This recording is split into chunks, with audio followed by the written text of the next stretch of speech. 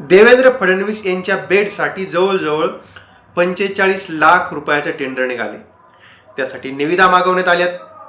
ठीक आहे, त्याची आम्हाला काय लाज वाटत नाही, सरकारला काय वाटत नाही, वाटण्याचा प्रश्न नाही, सरकार त्यांचं आहे. पण लाज ह्या गोष्टीची वाटते का आपल्याकडे मराठवाडा आणि सोलापूरमध्ये जी भीषण पूर परिस्थिती निर्माण झालेली आहे, निसर्ग शेतकऱ्यावरती कोपलेला आहे आणि अशातच निसर्ग नाही कोपला, सरकार सुद्धा कोपलेलं आहे.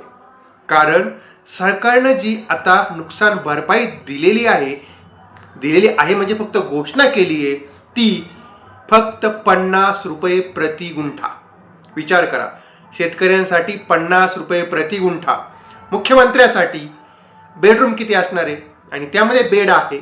बेड मला माहिती आहे का माणसाची लांबी ही 7 फुटापेक्षा जास्त नसते, रुंदी ही 3-4 फुटापेक्षा जास्त नसते. तेवढ्या जागेसाठी 45 लाख रुपये खर्च करते सरकार.